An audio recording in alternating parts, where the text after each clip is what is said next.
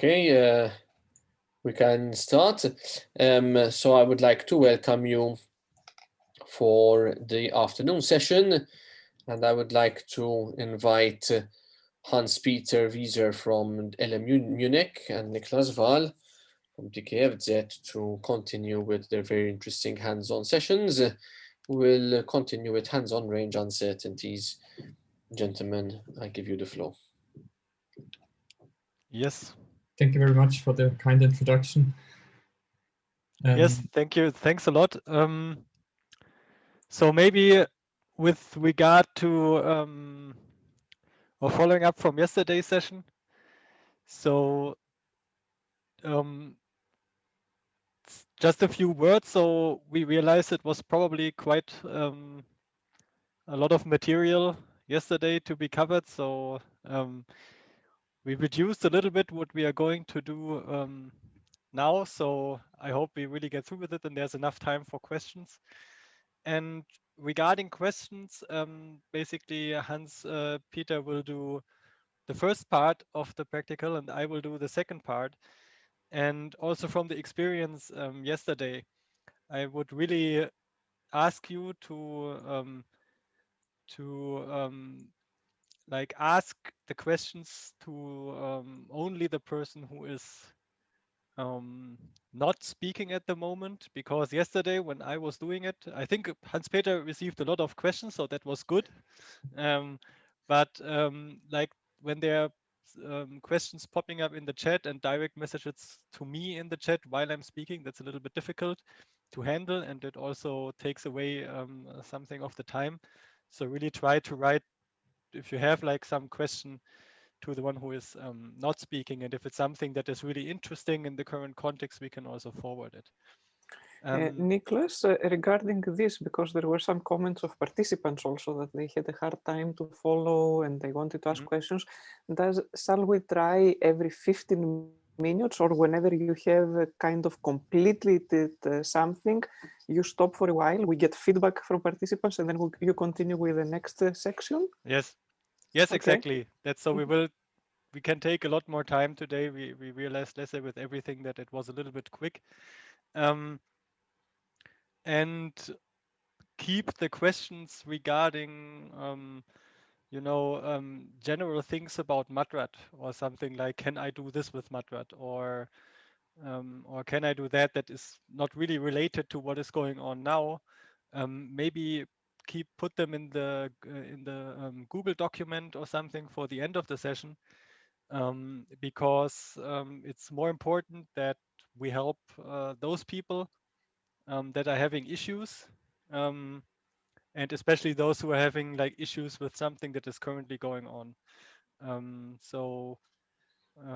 That's the best thing. That's the questions that should go in direct messages or something like that to the one who is not speaking, because then we can help those people. And the questions that are more of generic nature and have to do with Madrat in general, or it's like some other scientific question, that we can answer this then after a block or in the end. And so this is basically not taking the time away from where it's urgently needed because of some issue. Okay, so that's what I wanted to say for the start. So let's hope we have like a lot more time and everything is going a little bit slower. So these comments that it's going too fast or something like this, if I get a lot of, for example, questions while Hans-Peter is talking, I will also say something, and we will have these breaks so that you can catch up. Maybe just let me quickly, before Hans-Peter is starting with the first part of the hands-on, let me quickly share my screen. So what we did is that we created another hands-out document, which is also a little bit more detailed than the last one. So you should see my screen now. And basically we uploaded it on, so today is Wednesday. So we uploaded it in our hands-on range uncertainty session. You see the PDF. You should be able to access it and you can open it.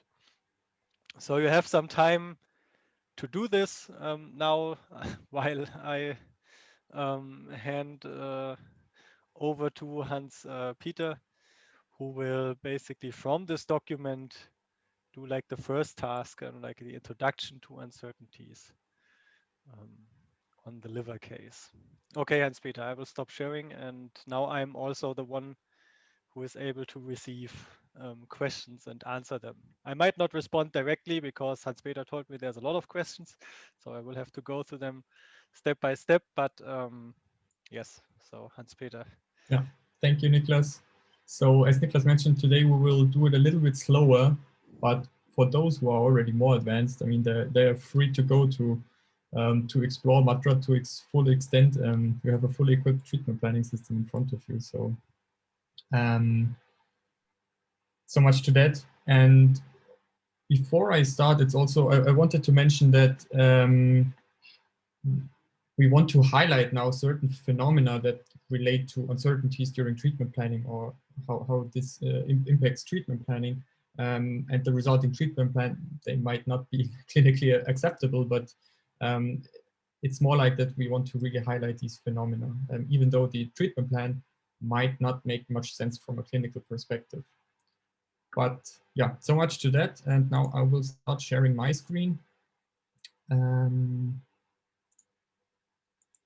All right, so I start MATRAT, the graphical user interface, now from my comment window within MATLAB itself. For those of you who don't have a MATLAB installation, just double click on the application. Basically, you installed MATRAT 2, and then you should again see the application starting with an empty screen, because as of now, we haven't loaded any patient yet. And so for this first task that I'm going to moderate, I will not use MATLAB. So it's enough if all of you have the standalone version, so you can perfectly follow the tasks I'm going to present. First of all, let's load the liver patient. And to do so, we have to click on the load.mat data button. And then we have to navigate to our Phantoms folder. I hope by now you all know how to navigate to your Phantoms folder. This is typically for those who have a standalone installation. It's in the installation directory, program files, MATRAT, application, Phantoms. And for Mac, it's directly under applications, MATRAT.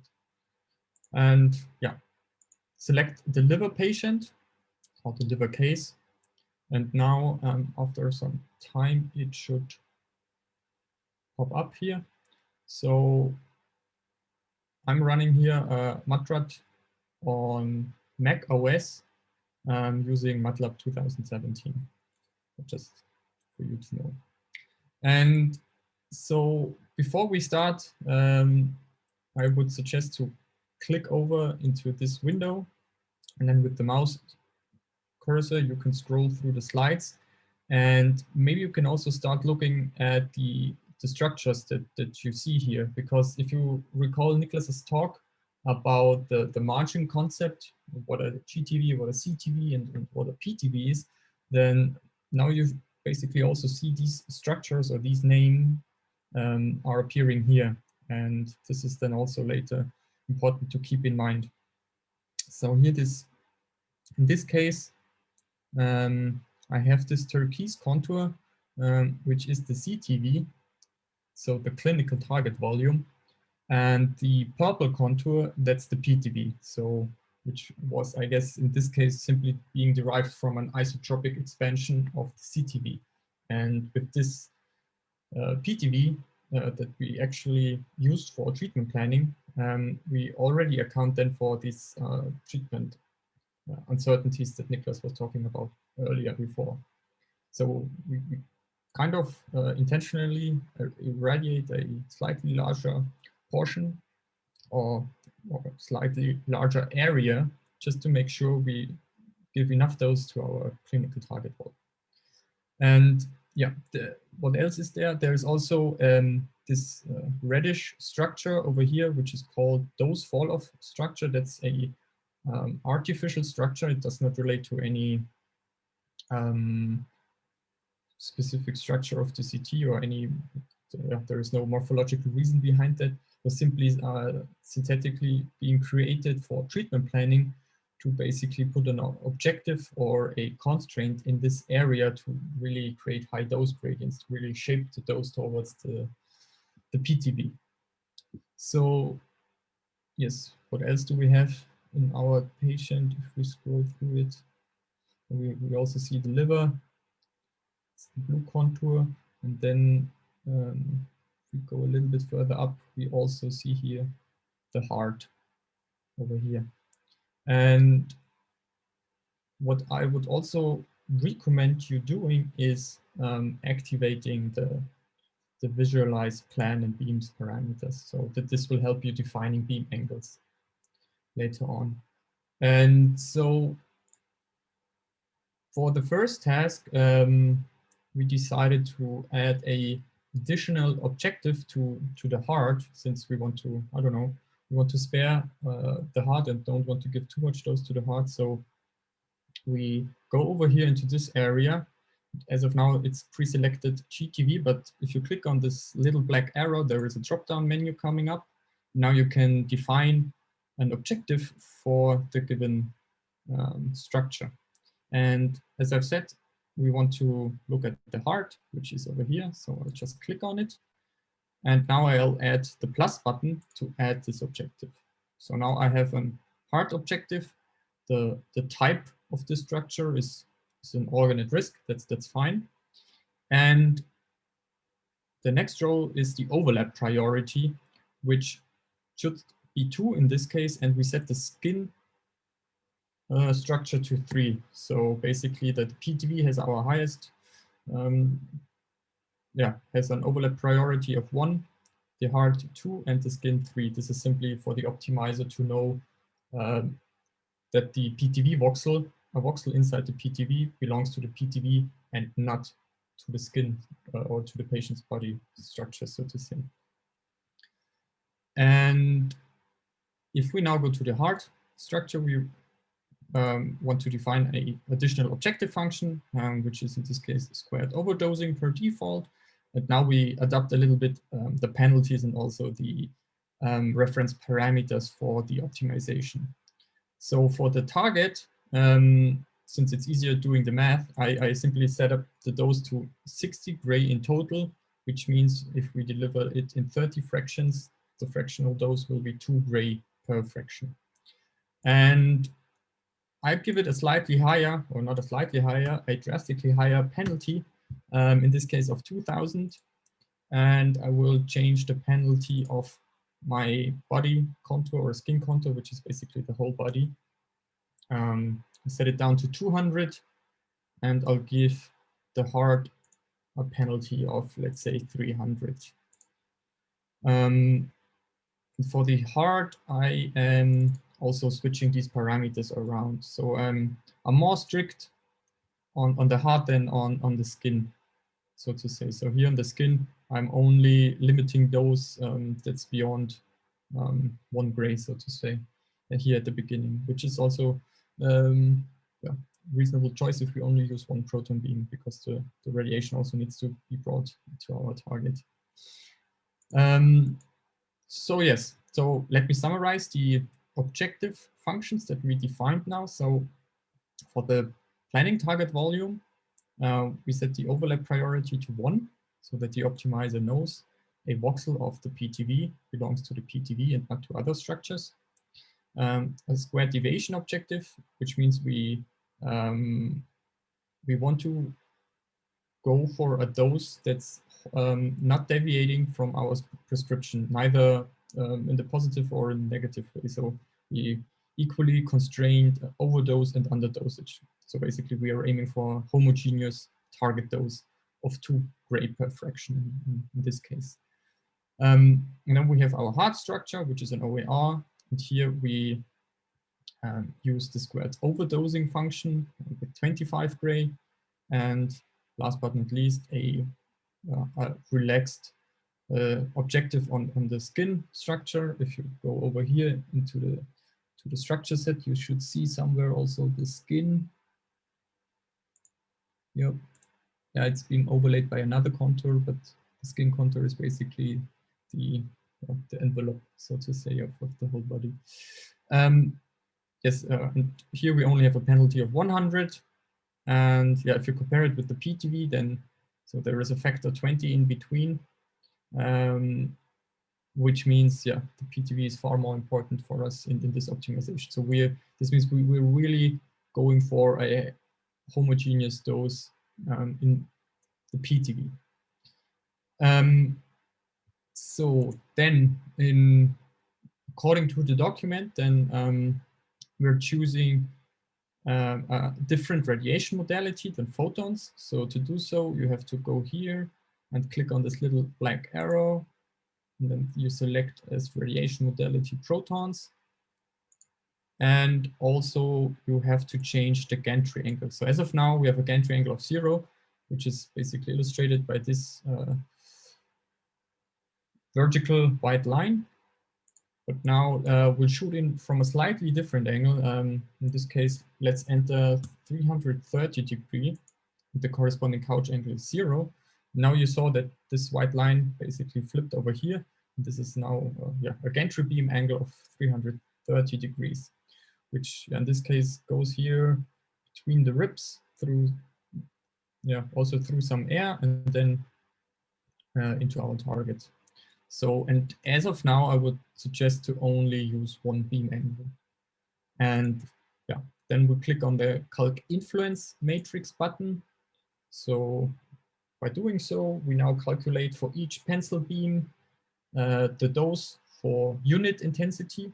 And then later on in the next step, when we do the optimization, we adapt the optimizer adapts the pencil beam weights such that the dose fulfills our objectives that we provided here. All right, so the dose calculation has finished now, and the optimize button became active. Now I click on the optimize button, and now the optimization is being started. Here's the window that relates to the progress of the optimization, and I'll just wait until it converges. Yeah, so as Niklas already said, with the objectives, you're defining your cost function, and during the optimization, you're trying to find weights to minimize this cost functions. All right, now the optimization has finished, and this is the result. So here we see now the irradiation plan of a single proton beam that's being targeting the PTV. And yeah, again, we can also go through the slices, and if you want to get a more clearer picture of what's going on, you can also enable and disable different structure sets to see, I don't know, if the dose is really like shaped to the target, if the distal fall-off is reasonable. What we also see here is that there is a little dose in the heart, but yeah, you cannot completely avoid it. That's also true. But yeah, at least with these additional objectives, you constrain the optimizer a bit to not give too much dose to the heart section over here. What is also worth to mention is that if we have a single proton beam, that the entrance dose is not negligible, so to speak, so that dose level is, let's say, on average, above 1 grain. Up here, it's a bit easier to create a homogeneous dose profile, but further down, you see like more isodose lines. It becomes more harder to create a homogeneous dose. So, and here's also our GTV, the gross tumor volume, in this, we said olive color, I think, earlier. Yeah. And now, please save this result by clicking on the Save to GUI button. And now we give this dose distribution a name, and for the time being, I would simply call it proton, 1 beam, and more importantly, no shift. So this is now a treatment plan with 1 beam and there is no patient shift involved. So we save this, and we can also take a screenshot. You can now also maybe firstly disable the visualize plan parameter, and then with the camera button up here, you can take a screenshot and then also save this on your disk for a comparison later on, if you want to do maybe offline. So here it's asking also for the image format. Yeah, I'll just save it as PNG image. I'll give it the same name, no shift, and I'll simply save it. And then in the next task, please click on the Show DVH button that's down here in the visualization plane, so to speak, to visualize the dose volume histogram and the quality metrics. And here we could now, let's wait a little. The patient has a lot of structures, so we now will see a lot of structures also in the DVH. Let's make it a little bit bigger. And let's look for the CTV, which is the turquoise line. This can be seen here. And also for the PTV. This is the purple line for the PTV. Which is, yeah, let's say reasonably good. So in this case, we now also scroll down here in the quality indicator matrix, and let's have a look at the D95 of the CTV. So this is the dose received by 95% of the volume, of the CTV volume. And maybe let's note this down. So for the CTV, we now have 1.95 gray. And let's also go, maybe have a look to the PTV. Where is it? It's here. For PTV, we now have 1.81 gray. Just let's keep these numbers in mind, and also the DVH. So I will leave it open. So now in the next step, we want to simulate a patient shift. So we are now assuming that the patient, for whatever reason, is not perfectly positioned as in the CT scan, so to speak. So for this, we go here into the plan section, and we now click on this little box here and disable basically to automatically derive the isocenter position. So please click on that button. And now you can basically manipulate the isocenter. Now, in our case, we want to shift a patient shift. So we isotropically, or basically we shift the whole beam geometry by now, let's say it's 3 millimeter, which at the end corresponds to shifting the patient geometry, or this corresponds to a patient misalignment. And in our case, I would suggest to shift it by 3 millimeters in all directions. So this is basically the isocenter in X, Y, Z. And now we change this value from the first value of 265 to 262. Basically, we subtract 3 millimeters on every dimension. All right. And if you have done that, so this step is really critical, then we do not want to run a full dose calculation again with this updated isocenter. We now want to recalculate the dose, how the dose would have been if the patient would have been misaligned by this number, by this 3 millimeters. And for this, we simply click the recalculation button up here in the workflow pane. So now we're already using the optimized pencil beam intensities and simply perform a dose recalculation for this shifted geometry. And now in the next step, the most important thing is always to save your result. And here we call this result proton 1 beam 3 mm shift. And now we save the result. And now you can basically scroll through the slices through the CT slices and the superimposed dose. And you can already see now that the dose, it's not really homogeneous anymore and not really covering our CTV.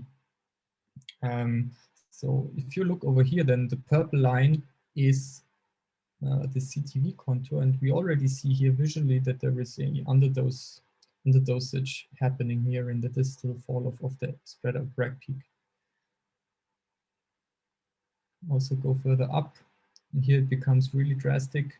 And this is also could be, or one of the main reasons is that before we were shooting the beam through the ribs, but now part of the beam goes through bone, so it's through much denser materials, and this causes the proton beams to stop at a more shallow location. And this is also to highlight the whole problem of range uncertainties, that the Bragg peak location is highly dependent on the penetrated tissue densities. And if these tissue densities change from planning, then you deposit the dose somewhere else. So yeah, in the next step, we now also want to look at the dose volume histogram and at the quality metrics. So we click again the show DVH QI button and just wait for the DVH to be computed. So let's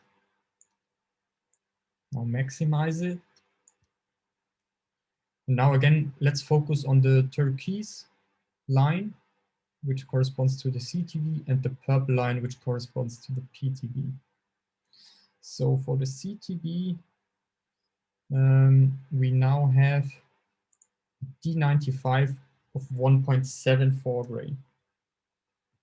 And before, if you remember, we had here 1.9 P5. So it dropped by 20 centigrade. So let's open up the previous DVH and now the new DVH. So basically, this is now the comparison between the original plan, where we assumed the patient is not shifted, or this is the scenario that we have planned for, and the DVH below basically illustrates how the dose would look like if the patient is shifted by 3 millimeter in all dimensions. And you can directly see now the impact on the DVH. So yeah, the main idea behind this is to show you the high dependence of the penetrated tissue densities of charged particles. And yeah, of course, I also have to say that this 3 millimeter shift in XYZ is maybe a bit too drastic, but also not too unrealistic. In the next, so yeah, what we can also do right now is to move over and let's have a look at the previous dose distribution and let's compare it. So now we were looking at the physical dose, and now this corresponds basically to the shift dose. Should be identical here. All right, yeah. And now we go over to the original plan. And now let's focus over here in this area. Now we are at the isocenter. I will disable the plotting of the isocenter. Maybe I will also disable the GTV.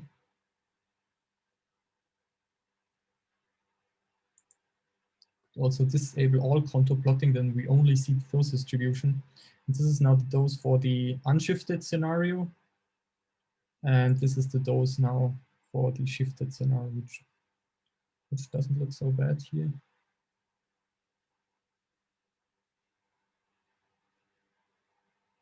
But here we see strong distortion.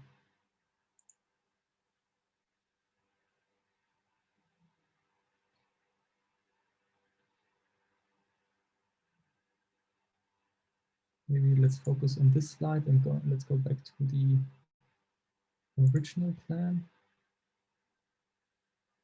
That's also a bit inhomogeneous, but you saw, you really saw it also on the DVH. I mean, here we only look at individual dose slices. Don't see the overall picture, which might be a bit better represented by DVH. All right, that's it for this right now. Now, yeah. Maybe we can make like a very short break. I don't have too many questions so far, so seems to be the exactly right speed we are going now. One comment on the dose, because you just said about inhomogeneity, what you always should consider that due to, let's say, the computational limitations and everything that we have when doing a hands-on like this, the dose calculation algorithm we use is not a very accurate one. So it's like a deterministic algorithm that uses raycasts and so on. So in a case where you have also lung involved, you will get quite a, I like the German word for it, zerfleddert, but quite a distorted dose with some features that are not typical, and it would be quite different when you would simulate it with Monte Carlo. But this case is still, I think, quite gentle. It has not too much lung in it. It will be like these dose distributions might look more distorted and with these weird features and heterogeneous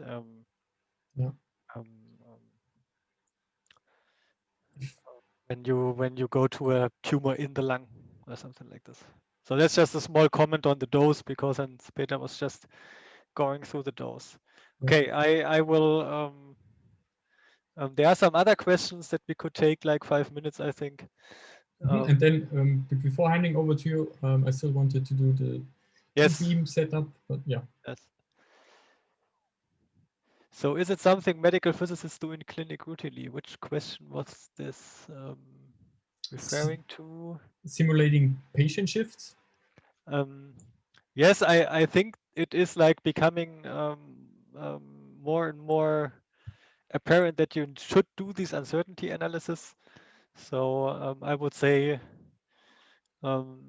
like centers that keep up to date with practice and treatment planning system would, for difficult cases where you're not sure about the uncertainty, do some analysis. So of course, like the treatment planning systems then use, you don't have to do this manually. You click on, these are my shifts, and I click compute, and then you wait, and then you get like 9 scenarios, and you can look at these scenarios and analyze if this is your uncertainty. But there is still quite some I don't think that the protocols all have caught up yet.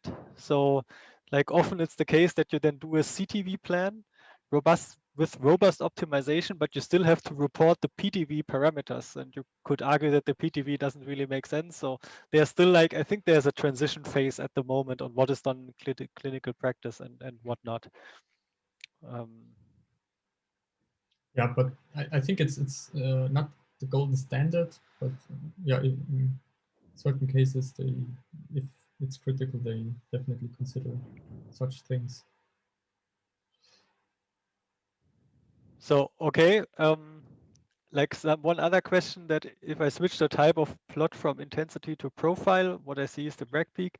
If you go to profile, you usually get like a profile along the central ray of the I hope it works. I'm not checking the profile too much, but you get a profile through the central ray, and here you see that there's like quite some some weirdness going on after the shift, I guess. Or this is like the no shift. I don't know if it really shows the no shift. No, it shows the current physical dose, so it's the one with the change, I guess. Yeah. So the profile, I don't use it that much, but it really shows the central ray profile along the current physical dose cube. And some other question that is more organizational, do we have only 2 hands-on session, one for Monday and Tuesday, and second is today's? No, that would already be 3, right? Monday, Tuesday, Wednesday. So basically there's 4 sessions. Monday, the installation session, yesterday, some basic planning session, today, the uncertainty session, and tomorrow, the biology session. Like, so that's like 4. Right? Okay. I guess that's it with the questions for now. So I let you continue, Hans-Peter.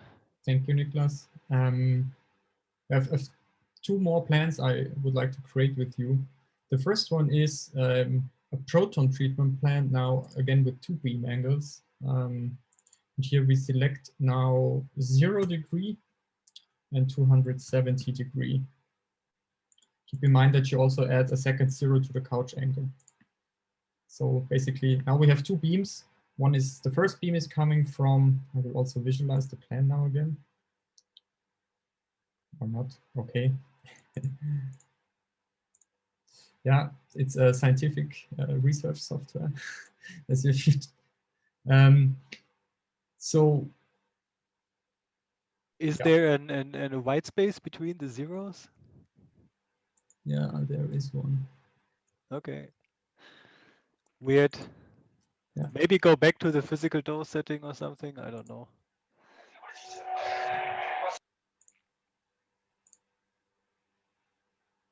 Yeah, maybe something with the ISO center. Yeah. So in such cases, you could restart MATLAB, MATRAT, but I will now just continue. So please click again this box to automate, to automatically calculate the ISO center, which is simply the center of mass of the PTV. And yeah, define these 2 beam angles. And then click on Calc Influence Matrix. So we want to do now a dose computation. And basically the goal of this exercise is we do the same as before, but now we use 2 proton beams.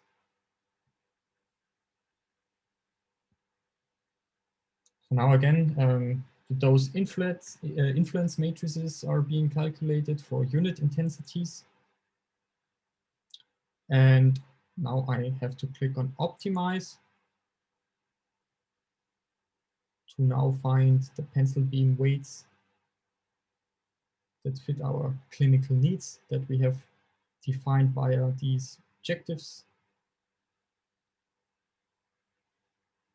So, and basically I have 2 gantry angles. So the first one is coming, when we look at the plot over here, then the first one is coming from the top, and the second one is coming with a gantry angle of 270 degree, which is basically we're shooting in protons from the left side.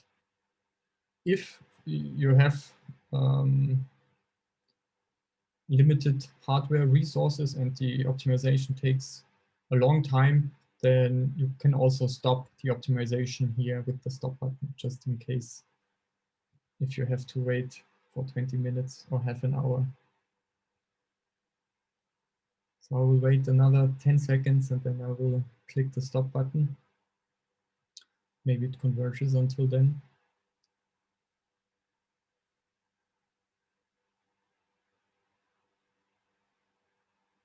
All right, I will now click the stop button.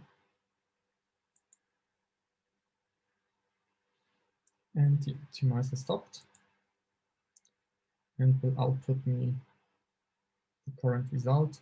And this is now the treatment plan with 2 proton beams coming from 0 and 270 degree. And now we really see a nicely homogeneous dose distribution inside our PTV. And you can now also look at the individual beam doses. This is something you already did yesterday. So we click now on RBE times dose underscore beam 1. And then this is the dose distribution that's being delivered from the first beam direction. And this is now the dose that's being delivered from the second beam direction. And due to IMPT, we can individually modulate each individual pencil beam in our treatment plan. We can create such strong dose gradients. And now one problem here is also I wanted to mention is that if we have such highly inhomogeneous beam doses, they have to perfectly overlap during irradiation, that should then at the end really come up with this total dose distribution. And this is now something we want to look at. So I would suggest to again save this result by clicking the Save to Graphical User Interface button. And now we enter here proton, 2 beams, no shift. We save it. And we can again have a look at the DVH and quality metrics.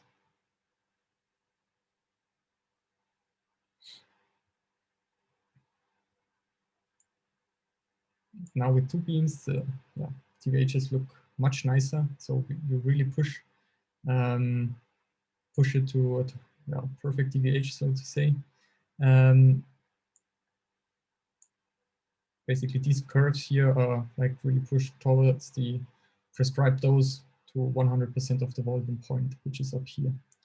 And now let's have a look at the D95 of the CTV and the PTV. And let's note this down again. So for the CTV, we now have 1.97 gray. And for the PTV, 1.9 gray. So if just to let you know, if you really want to push this number towards the, for instance, 2 gray prescription, then you would have to increase the penalty of the respective objective, or slightly increase the prescribed dose. But this is fine. Okay, so now we have noted that down. I will leave DVH again open. And now we do the same as before. We have stored this result now under RBE times dose, proton beams, no shift. Yeah. And now we click again on this box to disable the automatic derivation of the isocenter, and again put subtract 3 mm in each dimension. So here we go to 2, 3, 3. And now it's important to click the recalc button, because we now want to recalculate the dose for a shifted patient geometry of 3 mm in all directions for this 2-beam configuration. Yep. And this is the result.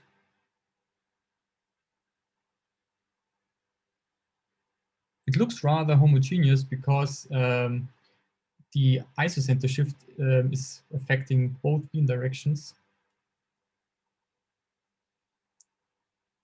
But now if we go to the DVH, we should again see some sort of a compromised treatment plan with less good quality metrics. And I think we can already see it. If I now bring up the previous DVH, then I'm now just visually comparing again just let's focus on the turquoise line. So below here, this line is the line that we basically used, that we optimized for. This is the nominal scenario. This is if the patient is perfectly positioned, then this dose will be delivered. And if we have no uncertainties involved at all, then this is what you would get.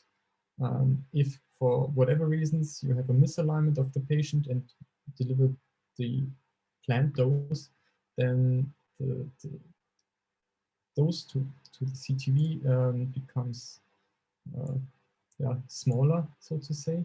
And this should also be visible in the D95 of the CTV and the PTV. So in this case, the dose to 95% of the volume of the CTV effectively dropped down from 1.97 to 1.77 because of the shift in the patient anatomy. And as a last exercise, I will leave it up to you. So now the idea is that you create a photon treatment plan. You can, for instance, just use a single beam.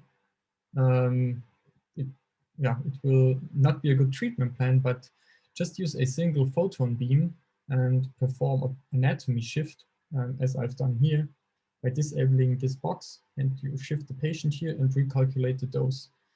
And then inspect the resulting dose distribution after recalculating it with the patient shift and compare it to the unshifted version, and analyze the differences in the plan. Maybe we'll go, so you can do this meanwhile, and we will have a short break one more time, and maybe we can answer some questions if there are any in the chat.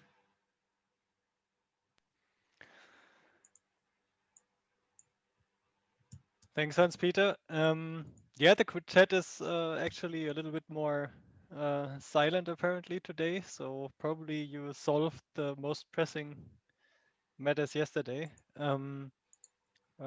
Or they are becoming more experienced in using MUT. Okay, there's one question. We don't need to recalculate the matrix when switching between protons and photons. Yes, you do. So I think the first thing you do is switch to photons. Yes. Then click the auto button again, right? And then calculate the influence matrix, because the matrix will be completely different for photons and protons, of course. They're completely different dose information per beamlet. So when you remember yesterday, we looked at these matrices and their dimensionalities, and they have completely different information.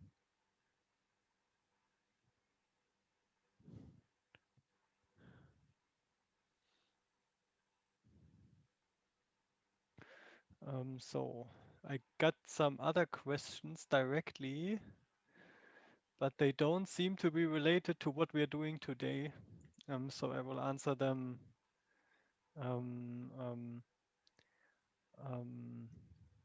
we'll answer this question in the private chat. So to the question, how does the process of optimization work? So the best thing is when you look at the treatment planning lecture I gave yesterday.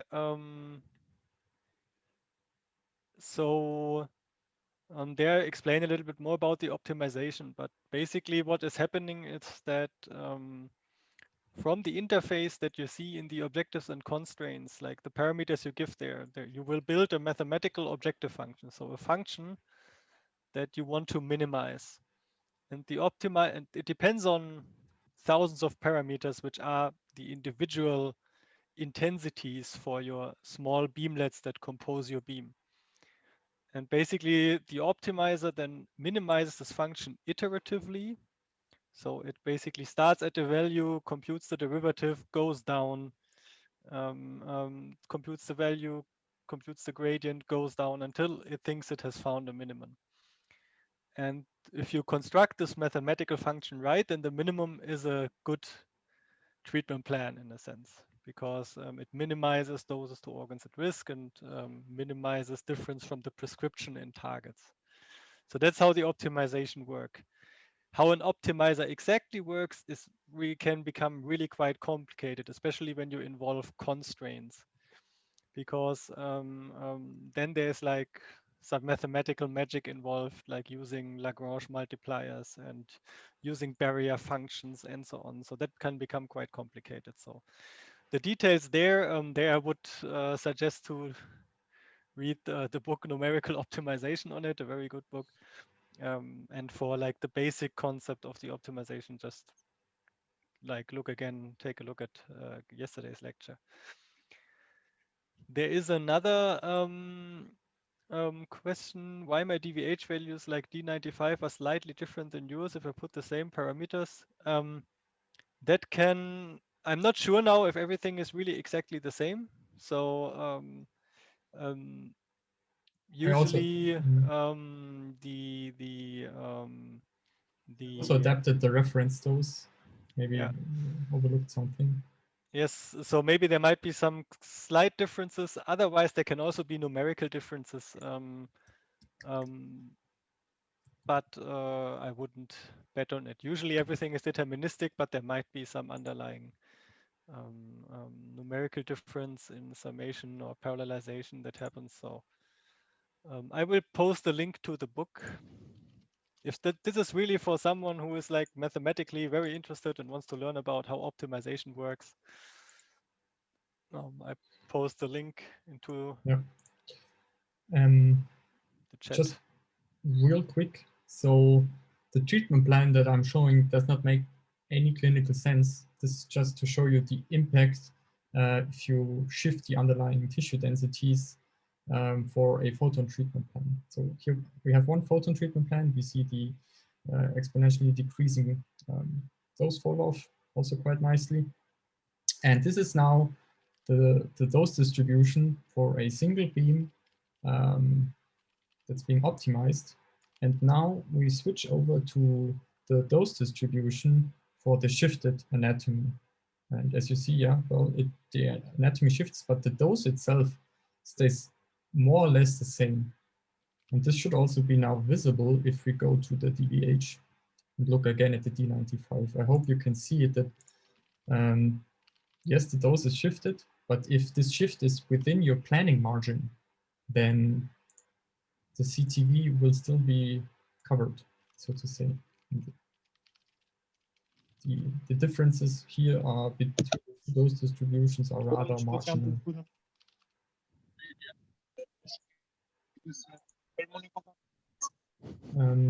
There is someone talking. Can you please turn off the microphone?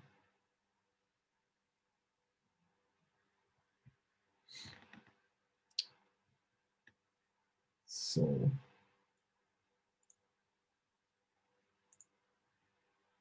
now I opened up again the DVH of the shifted plan. And if I'll now look at the D95, it is 1.7 in this case. And if I go to the previous DVH, then it was 1.71. So I hope you can basically now see it if I'll show you these two numbers for the shift scenario, that the D95, in this case for the CTV, is only changing marginally despite this 3 millimeter shift in X, Y, and Z.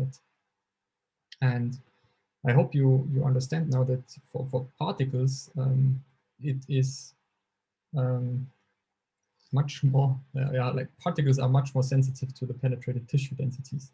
If out of a sudden or for misalignment reasons or anatomical changes, the protons penetrate during treatment different tissue densities, then they stop at shallower or more deeper locations, and then we overdose or underdose areas that we do not want to. And this topic of range uncertainties is of course less expressed here in the photon world, which can, I hope, still be nicely seen in this very simple example that's not clinically realistic at all, but it demonstrates, I think, quite nicely these phenomena. Yes, you also can, I think, look at if you remember the presentation from this morning, where I showed basically the 5-beam plan of photons that just like statically moves the dose across the patient, which we call basically the static dose cloud. And they basically, the static dose cloud then moves within the margin. And for protons, the dose cloud is no longer static. As you saw, you can have hotspots and cold spots, and like some break peaks shift deeper, and some shift closer, like in range, because they pass different tissue now. So that's basically what you can also see in the Exactly, presentation yeah. from this morning. Yeah, exactly. And you saw the moving anatomy, but the dose distribution itself for photons stayed unaltered, was static, so to speak. Yeah. yes. And because of the stopping the optimization early, just because I saw like there was a question regarding this, if you stop the optimization early, your plan will be quite different. It's helpful if you don't want to wait for 10 minutes because your computer is not that fast. But if you stop it too early, you will have quite a, let's say, non-optimized plan. So the modulation will not be very strong. It will be very suboptimal. And this then the effect that the uncertainties have can also be smaller. And the reason for that is that basically the stronger your optimizer tries or manages to adapt your machine settings to the current scenario, to the case that you see, that you could say in general that a shift then has a stronger impact because you are so fitted, so almost overfitted to the CT that you see, and not variations. So what usually happens, for example, when you do a robust plan, we cannot unfortunately do this with you because it requires 10 times the memory load and so on. And then basically most of the standard computer will not be able to handle this anymore. But what you usually see that in robust optimization, for example, the strong modulation that Hans-Peter showed when he was showing the individual beams, that this gets smoother, because the less strongly modulated your plan is, the less sensitive it becomes to a local uncertainty. So that's also something to know. Unfortunately, we cannot show it really. I indicated it with this example this morning in the lecture, where with the single field uniform dose, I really barely touched it. But in principle, that's something that happens, and that's why when you don't optimize for a long time, you get a very bad treatment plan, but it will be more robust probably to the shifts. That's the situation.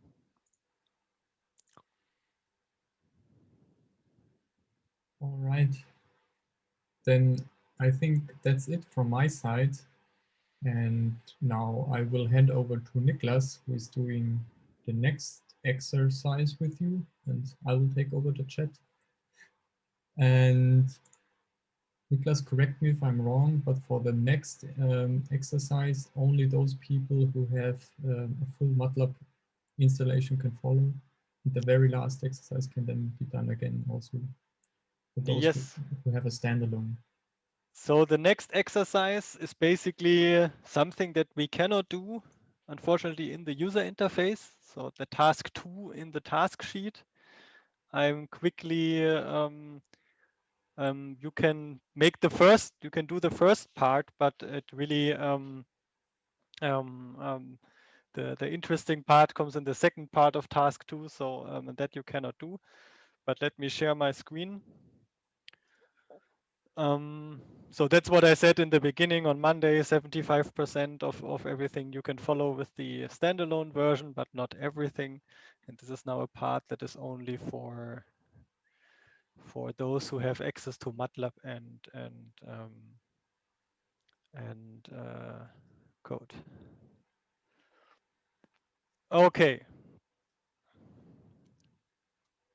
Good. There's like one question that is just coming up. Where is calculated the influence matrix on the MATLAB code? Will we go deeper? We will not look into the functions in detail. This is a very like mixed audience, and I cannot basically assume that everybody is a coding specialist and now start looking into the function. I explained yesterday, like very briefly, what is happening, but we will not go into the MATRAT algorithms directly. If you're interested in this, look into the examples, go through the code, look at the GitHub wiki of MATRAT, and try to figure it out. Ask questions on GitHub, but like looking into the detailed functions, therefore for that the audience is just too broad. Like it's we don't have only programming specialists in the audience. Okay, so where we are going now is task 2. So basically what we did now is all of this task 1, and we will now go to task 2, where it basically says here for those with the code. So it's basically only working with the standalone. Okay, so you can create the first plan, but you cannot create the second uncertainty estimate. So let's go to the previous page again. The first thing that everybody does, so I'm now starting from a clean MATLAB user interface. I'm actually doing it from the MATLAB environment. You see, I did a little bit of experimenting here already. What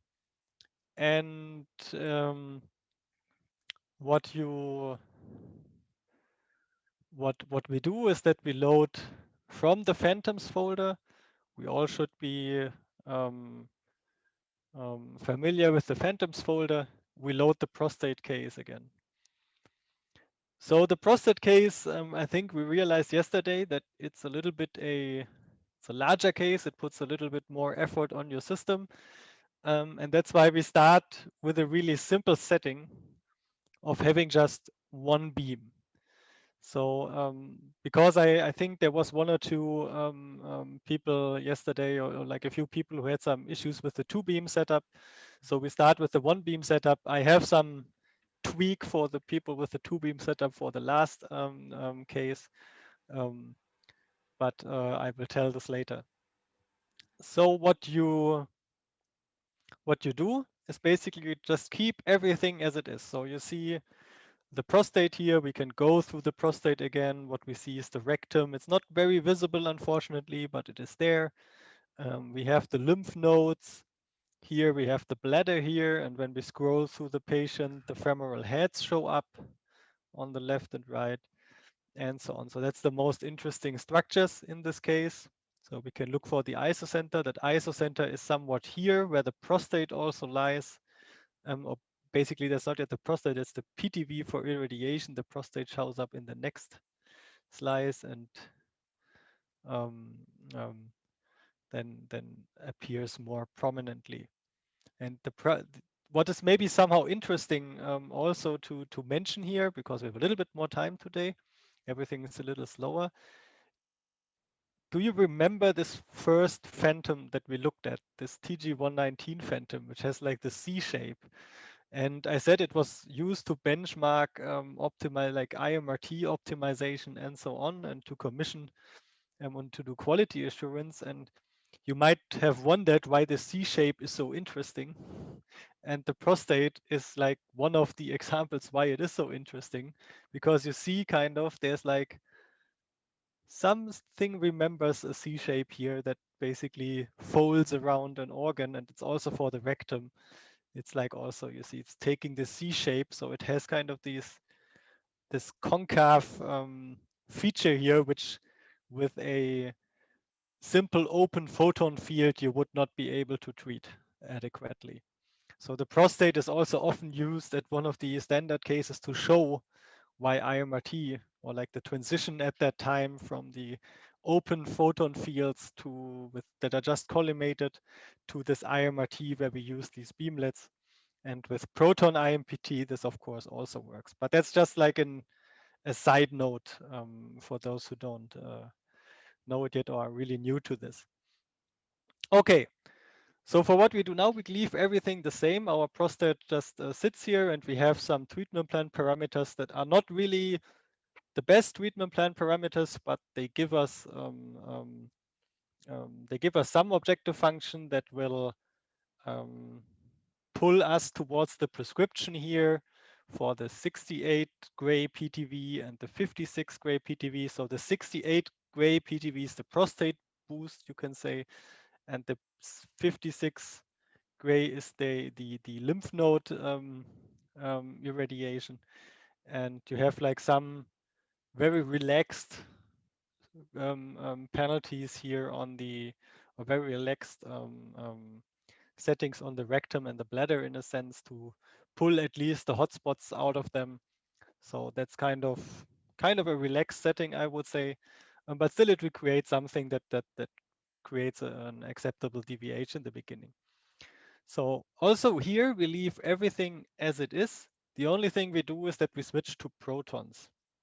So because we do not concern ourselves anymore with photons, we are now really fully on the proton and ion side. So today it will be protons, tomorrow the ions will come into play. So then we have the whole gang together. But so we switch to protons and we just keep the gantry angle. So if you visualize, it's just a 0 degree, because we are just new to planning prostates. We never have seen a prostate before, and we think, yeah, maybe the bladder is not so. So what we have heard is that the rectum is quite sensitive. Maybe the bladder is not as sensitive. We don't want to shoot through this head, so we just shoot in from the top. Like, it's very easy to set up the gantry like that, and we just try this. Not clinical, and we will also hopefully experience why. So basically, what you can do now is go on with the default like planning settings. So the things that you do is that you calculate an, an, an, an influence matrix. So you do like this, and it will now, for the protons with the standard settings, just compute the influence matrix. You see, it takes a little bit longer because it actually creates quite a number of pencil beams. The geometry is quite big. Okay, and then we just optimize. So it's like really just click, click, and you get a plan. Of course, that's not clinically the way you would need to spend a little bit more time on the plan. You wouldn't choose this angle. So for those who directly know this, but yeah, let's run with the optimization. So you see, it takes quite a while because the number of variables is quite big. I will give you some time to let this run while I check out the features that I see here. So in principle, we have now a dose distribution, and it's a one beam dose distribution. So the entrance channel is quite high. So actually the bladder basically receives quite a high, let's say, background irradiation because it directly lies in the entrance channel. You see there's a really high dose region here in the PTV 68. So that's our 68 gray prescription divided by 30. So basically, that's what you see here. And when you scroll towards the lymph nodes, you see that there's like an intermediately high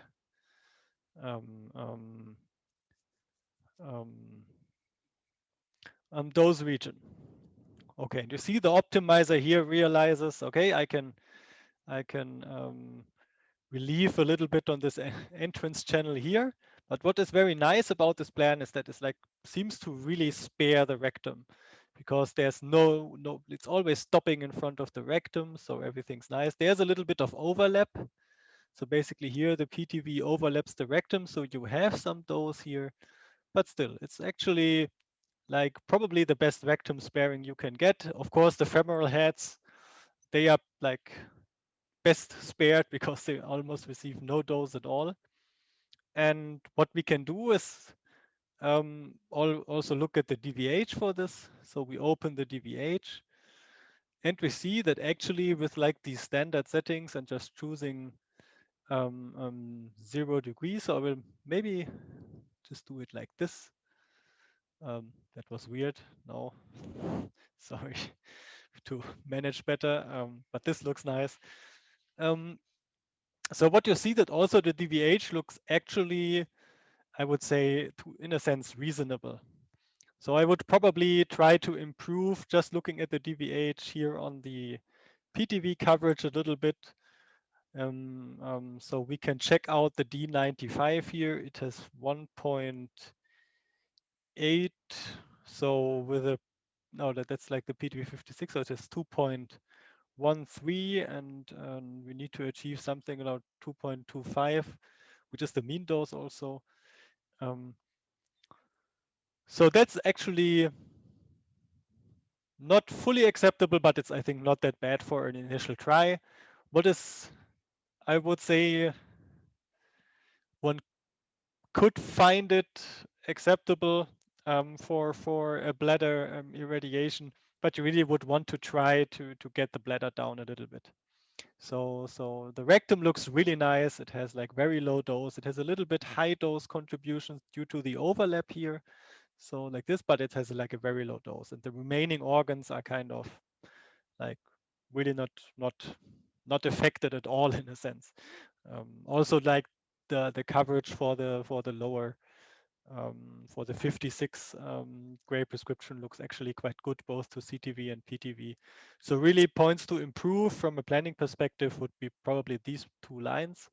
But this, of course, will also be quite difficult with the setup because you have to go through the bladder.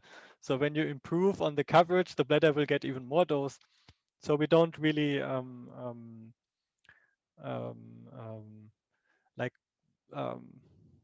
spend a lot of time on this now. We just leave it like it is. And so I think by now everybody of you should have achieved such a plan. So I will save both of these. You should do this as well. Then you can basically directly put it into your document. So I will call this prostate protons 1, and I will call it nominal DVH. Nominal is like we usually call the plan that is just what we see on the planning CT, the exact geometry, and that's it. So that's our nominal DVH. And I will also basically here make a screenshot. You should be used to this right by now. And I will call it nominal dose. Okay. So I have saved the dose. And what I will also do, so that we can compare it really side by side, I will save it to the GUI with the same name, 3 times saving something, protons 1, nominal dose.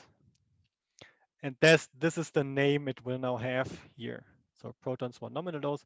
You again can differentiate between RBE weighted dose and physical dose, which basically makes the scaling by 1.1 for constant RBE assumptions on the protons.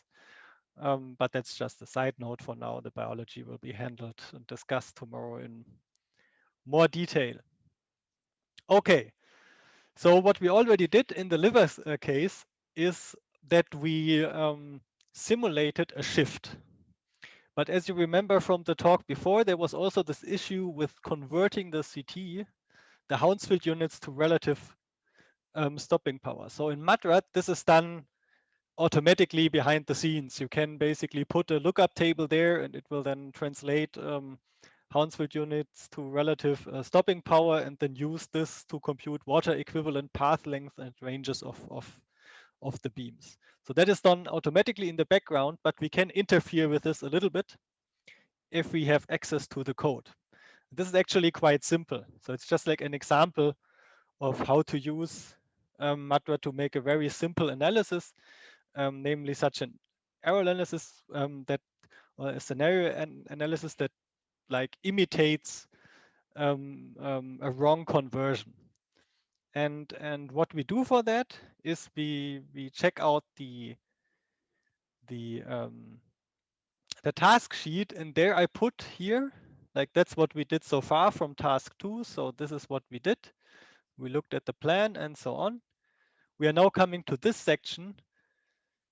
We now want to look, so basically what I said here, we want to simulate previously overestimating the RSP, or basically we want to now scale the RSP down. Okay. So this is basically what we will do, and I will do it one after the other and explain what is going on, like for the first time. So basically when we look at the command window of MATLAB, where basically all the data is lying that we are using at the moment in the user interface. In the CT, there is the cube in Hounsfield units, and the cube in Hounsfield units, this one here, which lies in here, it basically has values from -1000 to some upper value. So that's Hounsfield units. There's also another variable that MATLAB can use, which contains this relative stopping power. It's just a cube. It's a weird name, but that's how it's named. Sometimes you make decisions as a programmer that you regret later on. But for now, it's the cube. And what we will do first is copy this and call this function. So this function in MATLAB or in MATLAB has calc water equivalent density. So that's basically computing the relative stopping power given a lookup table. We just basically use this now. So we execute this and it gives you a warning. So this warning means it's actually looking for a specific lookup table that is tuned to the CT scanner that was used. That is basically this calibration curve that I was showing later. It doesn't find it because I'm using a clean setup here. I don't have this specific lookup table, so it will load a generic one. It's not important for this question basically that we are asking here if this table is exact. It can be a different one, and the result will in the end be similar, of course, slightly different, but similar. Same but different, if you know this quote. So that's basically the first step. So now in this cube, we have basically converted this Hounsfield units to relative stopping power. So now this cube has numbers from 0. What's the relative stopping power of air, and up to the relative stopping power of bones. So that's what's in there. Now we must tell MATLAB that we don't want to stick with this cube. So we don't want to do the conversion automatically again when we calculate the dose. And this is done with the second thing here. That's a configuration parameter you can use in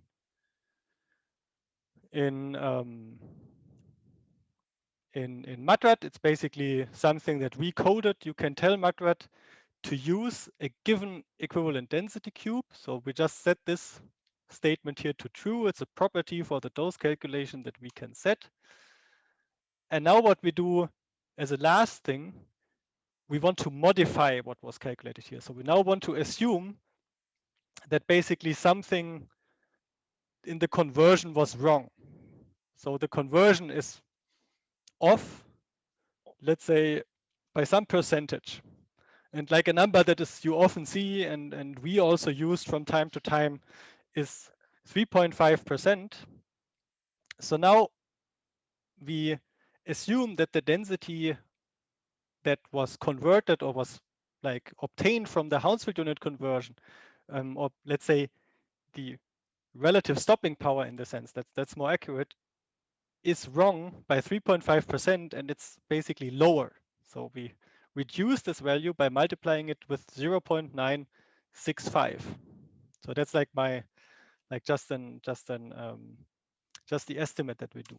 When we do this, like MATLAB will do this in the background quite fast. It will act on the CT cube 1 here, like the CT cube is stored, and we'll just multiply every entry with 0.965. Okay, so now we have done something in the code, nothing happened, we don't see anything, but we can use now this information when we go back to the user interface to just recalculate our dose like we did before. So we really, again, we do not call this value here. This is basically not the value we want to, this is not what we want to click. We do not want to recalculate and set up the beam geometry for this changed Hounsfield units or this changed relative stopping power cube. We just want to recalc the dose given this changed conversion, like where we basically said previously we overestimated and now we have actually a lower RSP throughout the cube by a certain percentage. So we just click recalc and see what happens. So this will now recalculate the dose. I hope I did everything correct. Let me just quickly see. Yes, it actually says omitting Hounsfield units to RSP conversion. And basically what we now see that our dose changed. So we can really check this out. So it might take a little bit longer. So I will just check it out. So this is like the new RBE weighted dose I obtained with like physical dose times 1.1. And this is the old one.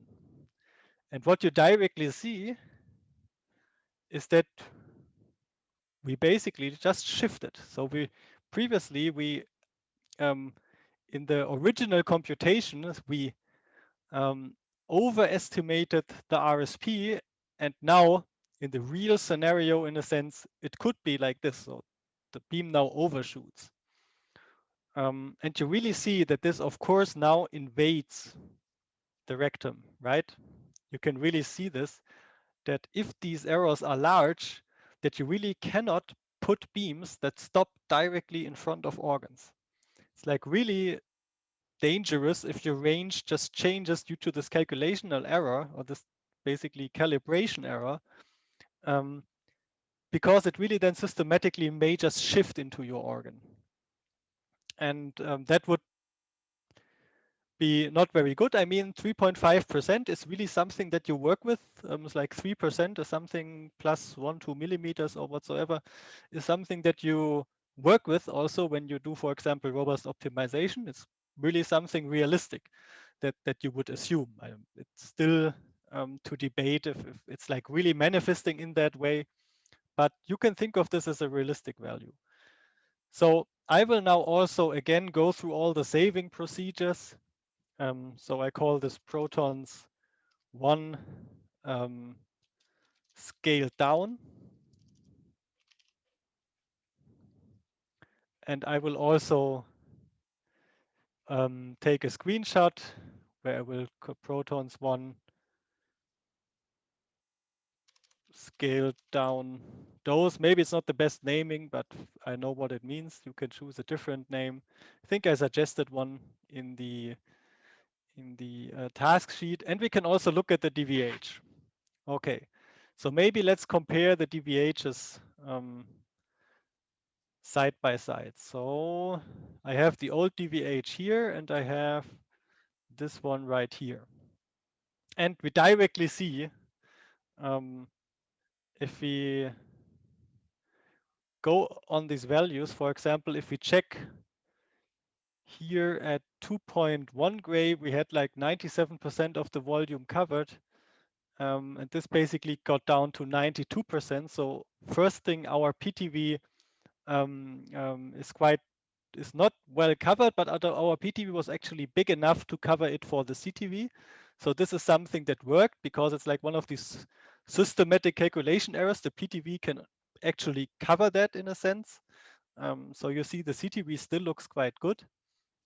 Same is true for the lower prescription here. Also the PTV degraded, but it captured it for the CTV there, which are the lymph nodes in a sense.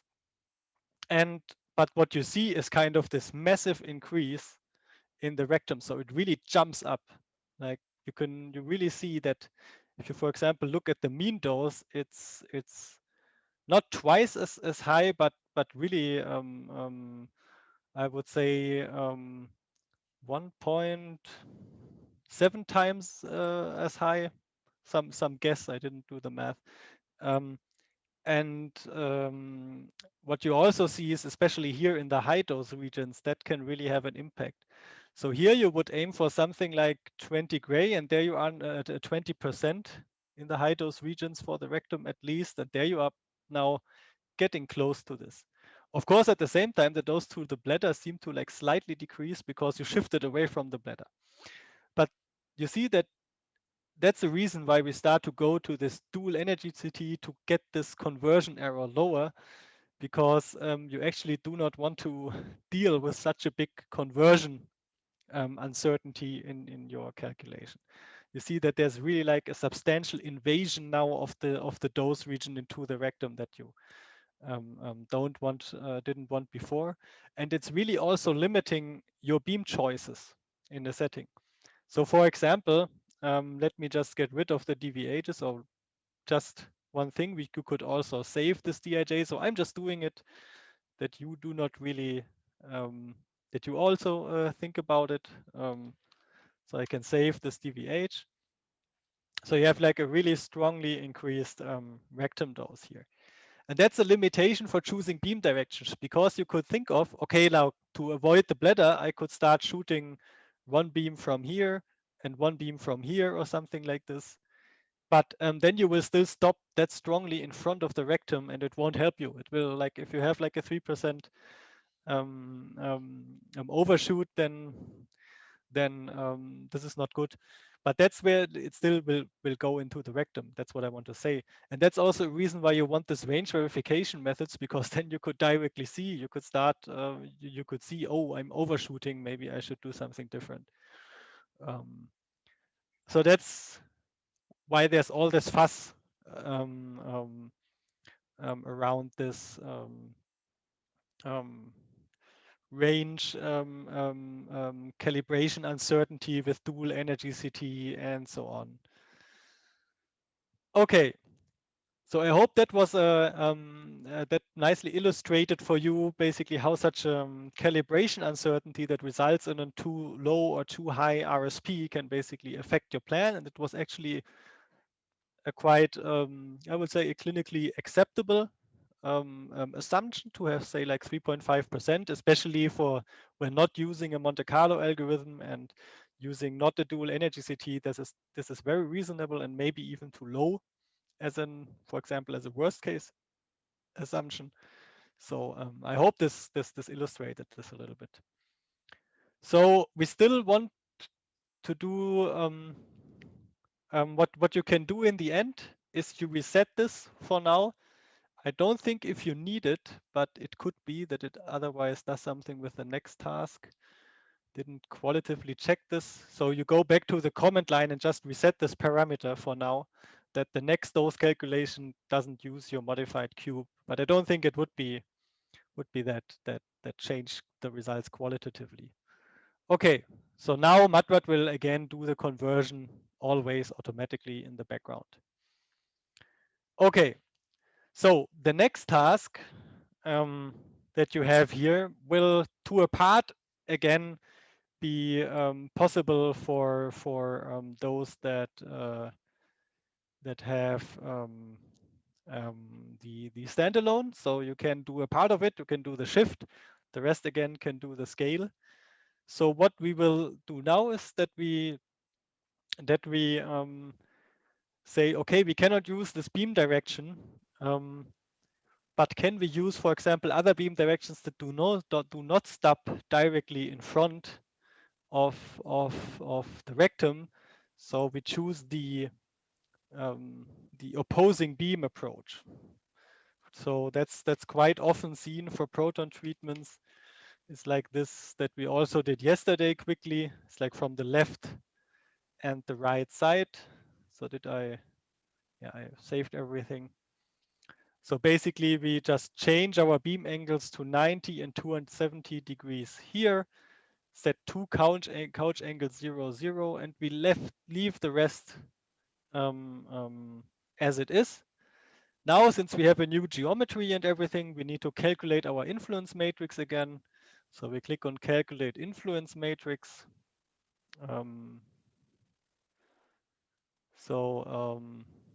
We just let it run. If you have a very slow computer or like not much RAM, there's one thing you can do to speed this up. It will give you worse plan quality, but it's worth a try. You can act on this parameter, which is called the pixel width. It's like MATRAT slang, DKFZ slang in a sense, the pixel width. For particles, this corresponds to spot spacing. It means how dense is your spot grid, like your beamlet grid that you choose. And if you set this, for example, to 7, so you can change this to 7 if you want to. If you want to be a little bit faster, you will still get a reasonable dose distribution, but it will be a worse of plan quality, of course, than this. You will have less spots then, because you have like they are less densely spaced, which will have an impact on your plan quality. But I think 7 for this machine should still be acceptable, because the pencil, like if like a brag peak here has a Gaussian width of probably more than 5 millimeters, so that should work. Okay, so we have calculated the dose, and now again, I think most dose calculations should now have run through. We'll click on optimize to obtain the 2-beam setting.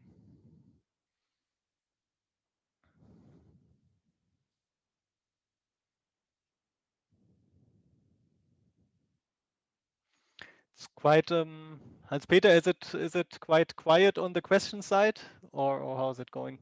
Yeah, I think no, there haven't been much question. There was one, but I postponed it to the end. Okay. Because it's, I think, quite interesting for everybody. But maybe Good. I can, yeah, it was, why is the entrance beam dose so high for protons when you only use a single beam? Which we can then answer at the very end, or I can answer at the very end. And there was another question, but also not related to what you're doing right now. The probability for nuclear reactions, and if this process depends on the energy and the flux of the particle beam. So the probability for nuclear interaction is definitely a function of the energy. But yeah, naively speaking, not so much on the flux. Does not matter how many particles you... Yes, it depends what you mean with probability. So if it's the probability per particle, like per incoming particle, then not. But if it's like the overall probability of the event happening in a okay. voxel, for example, well, of course it's higher when you have more particles. And also then depends on how the beam looks like. If you have a divergent beam, or if you have a convergent beam, and where it converges. So it's probably interesting from that perspective. Also, there should be the nuclear reactions are more likely to happen at the end of the range. So because then the protons slow down at a certain point. So in the beginning, you really must basically there are not so many interactions at all. So it's like really the interactions, the energy losses and the scattering, like it becomes bigger with I have to think about it actually, but in principle the interactions are quite limited and the flux is decreasing quite slowly. That's what I remember, because there are not so many nuclear interactions, and in the end the mean free path length that decreases quite strongly as soon as you approach basically the range. But the exact probability of interactions you need to ask a particle physicist too. So that has like a good overview over the exact cross sections there. I've spent too much time on just looking at relative stopping power. There should definitely be a dependence, of course, on energy. So the flux, actually, it depends on like if you factor out, if you look at the total probability that the event happens, or at the probability, let's say per, if you normalize it to per particle, I would say.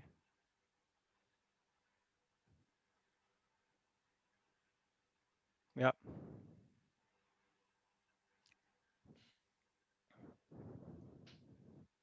Okay, so I guess now this optimization finished. It should have finished for everyone. And you again see a like nice proton plan coming in from 2 directions.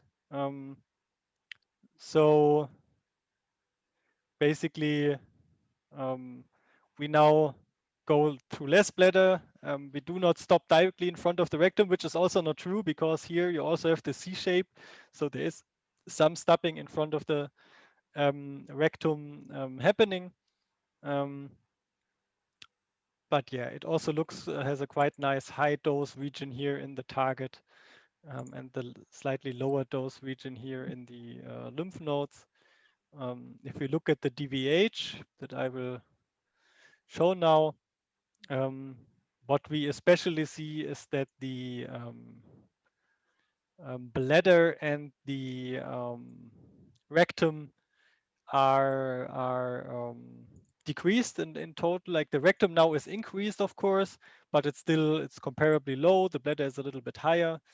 In the high dose region, it's almost similar as before because there's so much overlap between the PTV here and the bladder. So this didn't change, but like this whole dose here, it was greatly increased for the bladder, and the low dose region increased for the rectum, but it still looks quite good in the high dose region. Okay, so that's our setup. And now we will do the actually full worst case that we could imagine. So we will combine range uncertainties that we get from the conversion with the shift uncertainty. So what are we doing first? So the first thing we are doing is that we are looking at the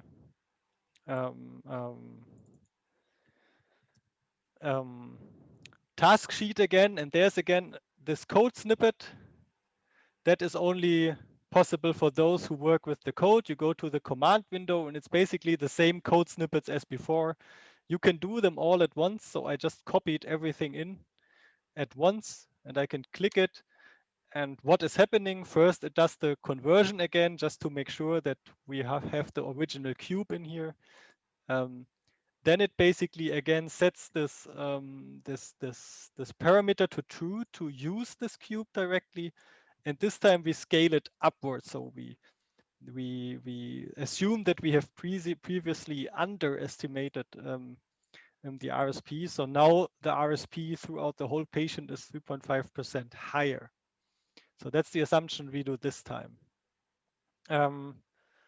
So what I forgot almost is to save everything. So before I do some computations, I save this case to the graphical user interface as protons2 nominal, and I create my screenshot, call it prostate protons2 nominal, and I do the same to the DVH, which I save as protons2 nominal DVH. So we are happy with that. We have saved our results. I almost forgot it. But still managed. Okay, let's close everything. So we already changed for the following computation our density cube. Let's also do a shift. And I leave it up to you how strong you choose the shift. I suggested this 333 millimeter in all dimensions. You can also do something else. So first you unclick this auto checkbox and then you put in some values here. So I don't know what I'm going to choose. I'm probably doing like, I'm not as worst casey as Hans Peter was. So I will take 2 millimeters here in each direction. So I will subtract 2 millimeters everywhere, which will move my ISO center then slightly and simulate the patient shift. So now we have both uncertainties set up. So we have kind of an overshoot, like an upscaled RSP that was wrong in our conversion, and the patient is shifted. And now with the shift and the scaled RSP in the background, we do a recalculation. For those of you who only have the standalone, you can only do the shift part, but still you will see some results. The other ones can also scale the density. You can, by the way, if you want, you can also choose a different value here. If you basically struggle to see effects, you can go to 10% and see what happens. Will be like a very strong effect, but nevertheless, you are free to change this and have different results than we have. Like you see my results here, so why don't choose something different? Okay. So I click recalc now and will recalculate the dose on the change density cube, or like I always say density cube because that's how we call it in MATLAB, but it's actually an RSP cube. It's then it would be more density with respect to water or something like this. So it's the relative stopping power cube that changed. And now we look at this, these changes that we see, and you see they are not as obvious anymore. You can wait for your results. I will start to explain a little bit. They are not that obvious anymore as they have been before. So I can go to RBE weighted dose. So then the scale is a little bit more sensible here. So maybe quickly go put the contours away. So what you see, like the changes are not that obvious because now we have these opposing beams. But both beams have been affected by an upscaled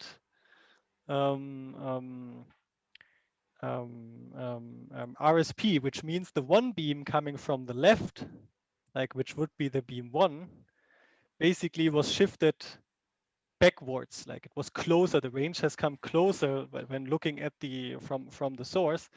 And the same is true for the other beam, which basically kind of pulls the dose apart a little bit in the center. It's now because you have these opposing beams, you have to consider that this scaling acts on both beams. It's not like the shift that goes basically for basically moves the dose across the patient. It's really like ripping the dose of both beams a little bit apart, which leads to you getting as a result like a somewhat heterogeneous, more heterogeneous dose that looks a little bit weirder in a sense. It's like difficult to describe, but I hope you know what I mean when you compare to the protons minimal. You see there's a high dose region here quite strongly, and when you look at this new dose, which was a little bit ripped apart and shifted, um, it's not looking particularly good, I would say. And we can underline this if we look at the DVHs. So what you see now here is that basically there was a really strong degradation by accumulating both of these effects. So the CTV and the lymph nodes, both the PTV and like the target volumes have like strongly degraded in a sense in a dose. Like the coverage is much worse.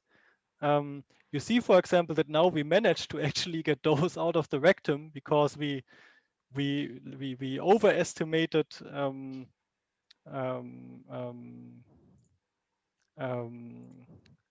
the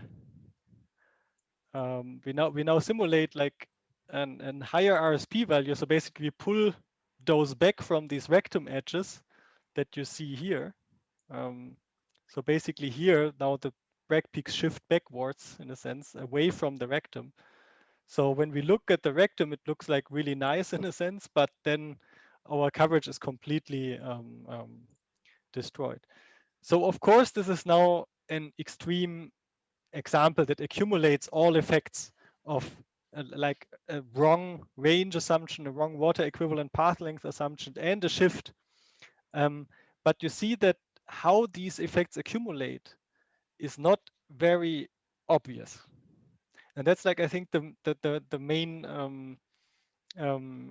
message I want to also give you with this exercise is that when you have like this one beam setting and you just look at one isolated thing that like the range is too large, and then you have like a systematic overshoot, that's quite easy to grasp. But then you can say, okay, I do not want to shoot directly in front of, like, I do not want to stop directly in front of an organ. And then you choose another beam direction and beams start to overlap, and you use IMPT, and then basically you consistently have a systematic error in your conversion of the Hounsfield units to RSP, and then the patient shifts, and your result will be not very obvious. It will not be like I'm overshooting, there will have a high dose region, but this whole interplay of this modulated beams and this high dose regions that is created by the one beam and the high dose regions that is created by the other beam is not trivial to estimate. It's not like in the photon world, where, as we saw before, basically the shape of the beam doesn't change much and like everything moves around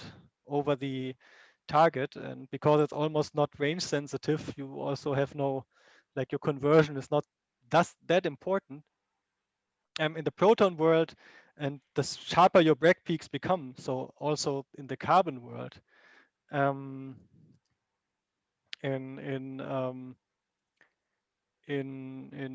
would be even stronger. Like the effect amplifies when the Bragg peaks get sharper. So that's why what sometimes is chosen in very difficult and very uncertain anatomies is that you optimize each beam on its own. So you have a more predictable behavior of what's happening. So the behavior is not that drastic as when you have this IMPT combination, which is called single field uniform dose. Or you really need to find methods to to minimize your uncertainty, so that you don't have to start for your uncertainty analysis with a 3.5%, but you use a dual energy CT and you go down to 1.5% or something. So then all of this becomes smaller. Or you have better fixation techniques, better on the table imaging techniques to not use 3 millimeters as to not work with a 3 millimeter uncertainty, but with a 1 millimeter uncertainty. Even when anatomical changes happen. So that's why all this fuss is about this imaging and dual energy CT range verification, because we need this to basically get this uncertainty down. And the more variational the anatomy is, the stronger is, like, let's say, should be the fear of getting an uncertainty impacted dose. Okay, so this is my take on the hands-on. So we still have like 10 minutes left. I think that was exactly the right dose, I hope, for you guys. You are also free to experiment, for example, of not doing the shift here, like doing the task over and only doing the range uncertainty, reducing the range uncertainty. That stuff you can do to learn. So you're really free to experiment with that. So I have a question from, I think it's very nice that Corey Ploman answered on these collision probability. Yes, higher flux is probably a total on total collision probability. Makes sense. It's like a probability of events just rises. Yes, also the probability of nuclear collisions is extremely small compared to the electronic processes. So there's a quite small loss of protons actually when you look at the proton fluence. So that's also, I think, a quite nice explanation. Another question is, can we create a complete 3D dose plan from MATLAB command window? Yes, you can. The easiest thing to do is the following. So let me just close everything. It's not doing it. Let me choose. Or just open up the matrat.m file, or yeah, but this, yeah, okay, maybe that's a good idea. So there's a file in the matrat that is called matrat.m, and it has an example script where you can just let run it. It will create a photon plan here, and it will set up some gantry angles and couch angles. And basically, I can create a proton plan on the TG119 just by changing these parameters, like I would do in the user interface, and just click run.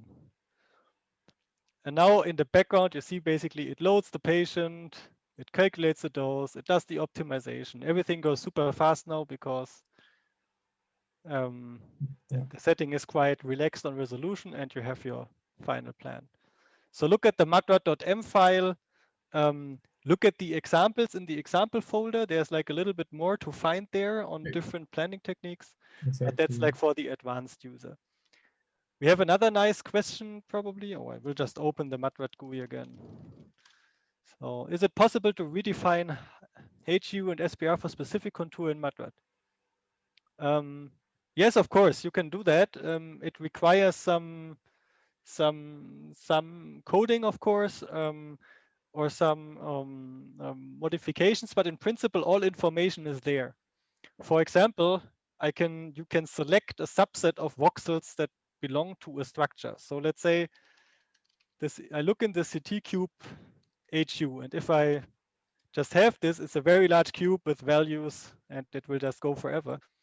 But I can select a subset, namely the CST contains my voxel indices of a structure. So it contains binary masks of the structure. So for example, if I want to extract the organ at risk, I can do it's very fast. You will find examples on this online in the wiki and also here, and also in the code at numerous points. But you can basically extract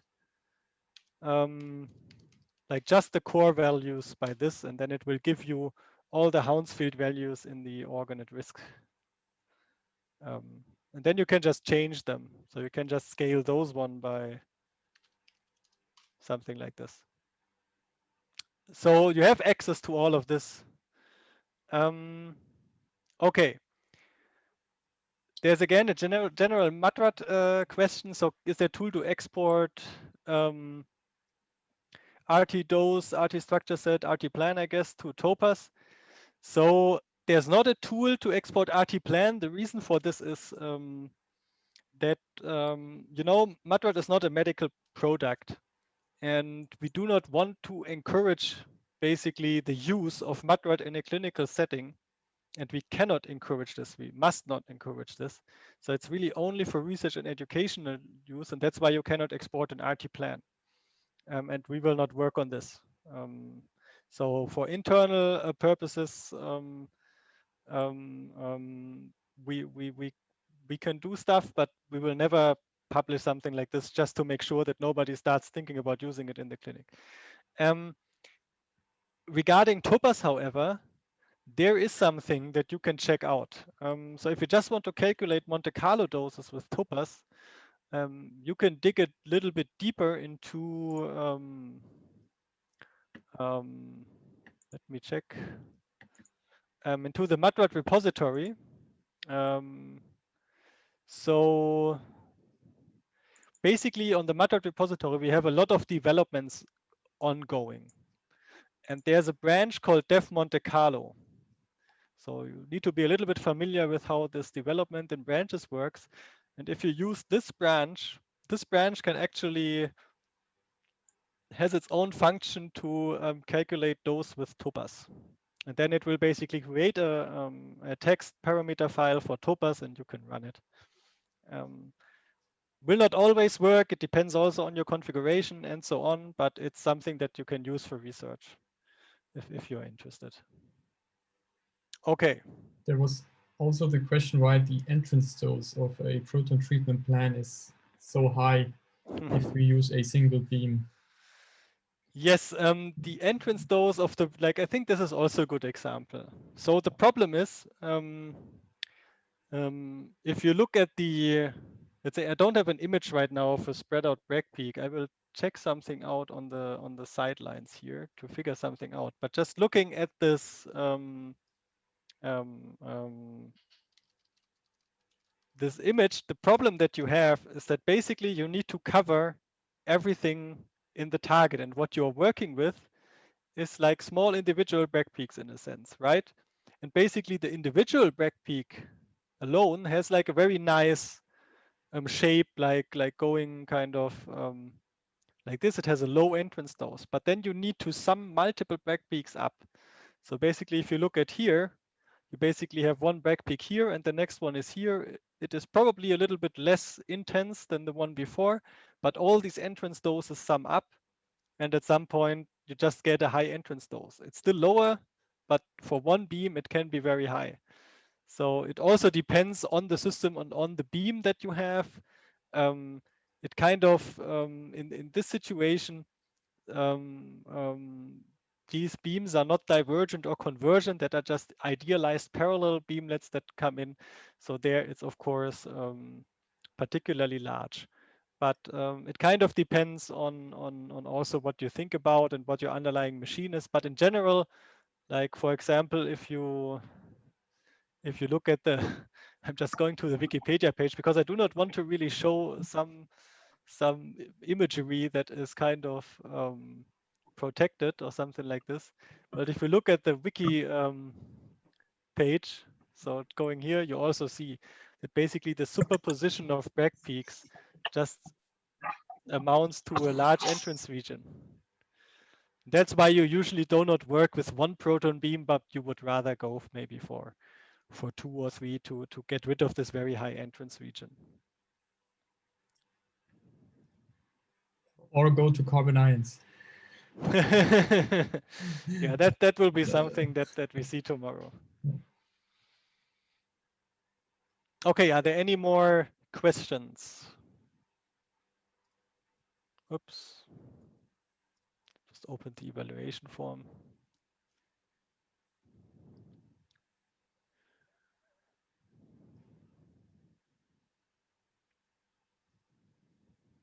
Yeah. Thank you, Any more Niklas. questions? If not, then thank you all for taking part. I hope that most of you. Niklas, sorry to interrupt you. We will Yes. have a quick lunch poll in order to see how did they find the people, the hands-on session, if they enjoyed it. Yeah, it's very, yep. I just realized there's also the Google Doc that might have questions. Do you want me to share it to make it easier? Yeah, Okay. then you can see it.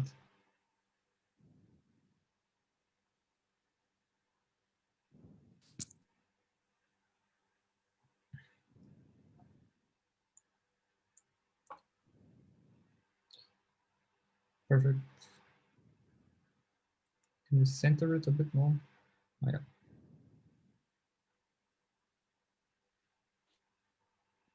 Okay, so there, while the poll is going, I answer some. So Is it most of this information is like kind of specific. So the thing that you should, like for example, if we use our patient CT image, we need to use our own Hounsfield units to electron density table for proton dose calculation. It gives you the more accurate results. And if you want to know how to change the table, just check out the wiki on the GitHub page of Madrat. There basically it is described how to name this table and where to put it. So basically, of course, you need to calibrate it for your scanner, and then you can put it in the right folder, and it's described in the documentation. So I do not answer questions now that are described in the documentation. How to change the diameter of the beam? That's a question that is basically related to the base data. You need to generate base data if you mean that, because the diameter of the beam is something that is determined by the focusing properties of your scanning system. So that's a little bit bigger, but also the documentation describes on how the base data interprets or how it basically this data lies in our machine files and how you can modify it. In principle, what you can do is just change the initial beam width in the machine-based data, but you find in the documentation of Madrat where this parameter is in the machine file and how to access it. How to switch to helium irradiation. There is a branch. I think it's in the development branch. There is Yes. a helium-based data set and also a biological model implemented to do Yes. variable RBE treatment planning. Yes. But So, it's not in the master branch yet. yeah, and in the standalone, there's nothing there. But let me check if it's in the development branch already, or if we didn't do it so far. No, there's no helium in the development branch. It's in the Okay. other development branches in the dev var RB opt. I will just basically post this, but always be careful when you use these.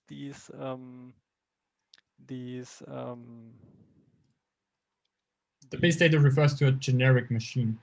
Yeah, Yes. it's should I take the next one? How to make contouring on the image coming from a CT? No, I can answer it. I mentioned it, I think on Monday or something like this. So you need another tool. You even can do contouring in MATLAB. There are some image processing tools in the image processing toolbox to do this, to draw contours on an image, but they are not professionally for imaging. From DKFZ, there's actually another open source software, which is called MITK, the medical interaction toolkit, I think it's called, or imaging and interaction toolkit, which has a lot of nice contouring features. The nice thing is that it's also maintained partly by a group that focuses on AI segmentation and stuff like this. So you get very nice tools there to do contouring. And it had also like standard tools, but it's also more of a research system, but it is probably like from stability and professional software development, it's even a step up from MATLAB, I would say. There are also other tools like CERR, C-E-R-R, which can do contouring, which is also based on MATLAB, or Slicer, which I think can also do contouring, or you just do contours in professional systems. As long as it's an RT-struct, you can import it, which also then tackles the next question with what do we need in order to import your own DICOM data. It's difficult to answer. What you need to get something good running in MATLAB is at least the DICOM CT, and if possible, the RT-struct. Then you are basically good to go. You need to then basically tweak all the settings a little bit. But if you have the DICOM data, you can import it. It might not work with every DICOM data set because vendors decide sometimes to omit fields, sometimes to add fields. So it might need some tweaking or some debugging of MATLAB. But for certain, we tried it, and for example, for data from the Cancer Imaging Archive, it seems to work. But yeah, there might be unforeseen hurdles there because we always say if someone wants to import DICOM, it's a research system, then just tweak like just do a little bit of programming effort and try to get it to work. It requires the image processing toolbox for MATLAB though. But also I think the DICOM import also works in Octave with the respective free toolbox installed. So you can also consider, if you don't have the image processing toolbox, you can also consider to import in Octave. But there it's even less supported from our side. So it might throw even more errors because we do not focus so much on making it work on Octave. So in principle, it should work with MATLAB and the image processing toolbox. There might be issues with which then usually is because some weird parameter definition by the vendor of the CT. And professional commercial systems usually put much more effort in making it possible to import, but also they usually basically send someone to the center to then if something is not working and to help with the particular vendor. About the uploading of the files of the documents where you piece together your results.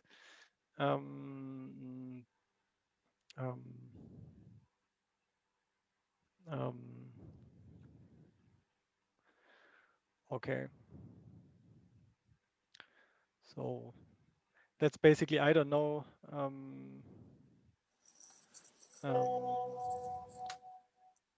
Okay. I don't know where exactly the folder name for where to put it, but the Jota and Aris probably can send this around. Yeah. Okay.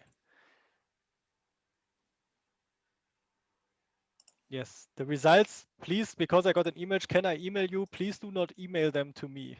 Please do not email results to me. Otherwise, my mailbox will be full in 10 minutes and nobody can email me again. Just a second, we will post now in chat the folder where the results should go. We just sent an email, actually, with title certificate attendance. And in the mail, it is included the folder and the name convention of the folder and the results. Okay, and we will post right now the folder again. No individuals' emails, please. Our emails have collapsed. Okay. So please, which results? Just put in the pictures that you collected with your settings. It can be the same that I used, like the pictures that I also saved. You should have saved your own, and that's what you put in there. Yeah. Okay. There was one more question I want to answer. Sorry about the previous question. I made a conceptual mistake. I was wondering if it is possible to plot all the plane sections, axial, sagittal, coronal, for rebuild the CT scan with the simulating dose plan. Oh, that's quite an interesting thing. But in principle, the dose is in the structure, which is called result GUI, and there you have the complete physical dose, and you can just save it or export it.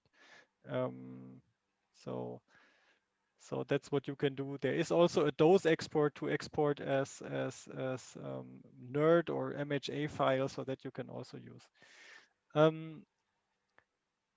Okay, do we need to comment on our results? Do they need to comment? I don't think so. I think it's enough to just show the results that you have. I mean, it's like, you know, we have so many lectures, and basically you are there from the morning until the end of the afternoon. When you now start to comment, you're basically sitting 24/7, and we still want you to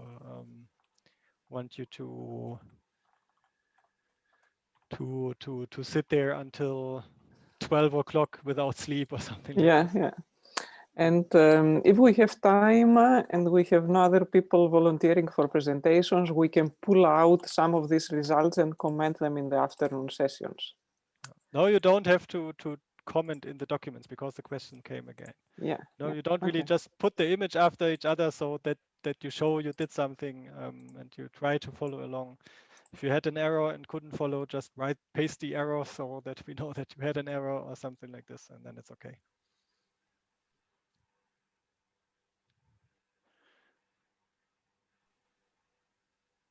Okay. So I will take a quick break. Yes, we are done with all the questions and everything. Whoever wants to complete the evaluation form, please go ahead. We take a break now and we reconvene at 16:30, right? Yes. Yeah. See you later. Okay, see you later then.